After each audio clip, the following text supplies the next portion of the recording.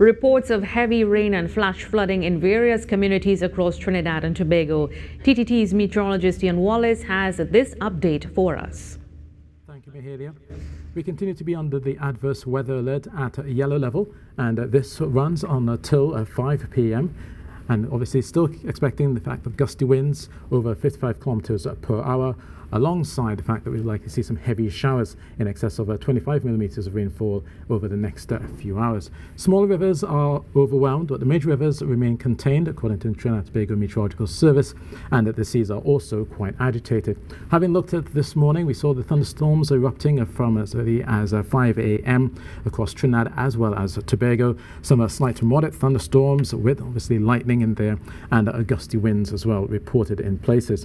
In terms of the rainfall, we've seen just about 51.7 millimeters occurring at Piarca within 12 hours up until 8 a.m. Across in Crown Point, they had 9 millimeters up until 8 a.m. But you can see here on the radar imagery, still quite a bit of moisture around, and some showers are still ahead as we go through the next few hours. But behind that, we do have some bright spots, but during the daytime heating, we're still expecting to see occasional showers turning thundery. In fact, there remains a high chance at 70% of thunderstorm activity through this afternoon, with accompanying gusty winds over 55 kilometers per hour. And also with the rainfall around, there is still a likelihood of localized flooding, street flooding as well, and ponding in those areas which are already quite saturated. So for the next few hours, the adverse weather alert continues to be in effect until 6 p.m.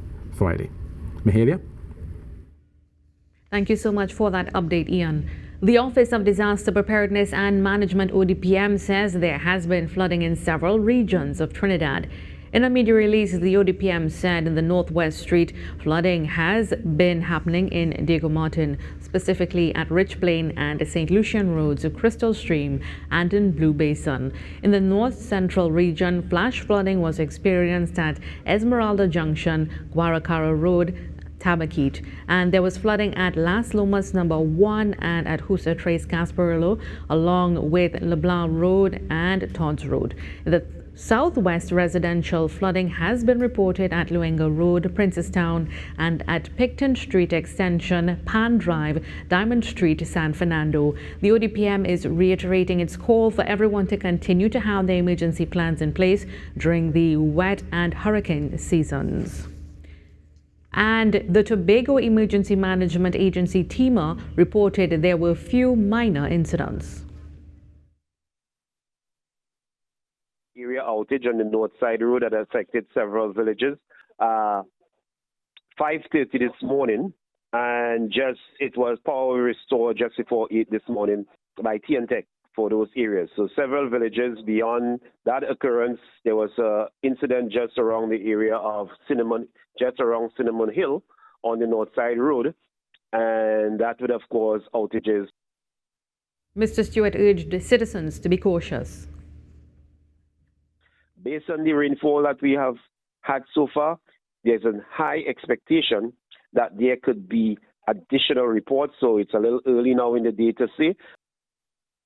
Water and Sewage Authority WASA has revealed that the heavy rainfall today has impacted operations at some of the authority's surface water treatment facilities. WASA said the water treatment plants have been stopped due to high turbidity from flooded river conditions and clogged intake screens.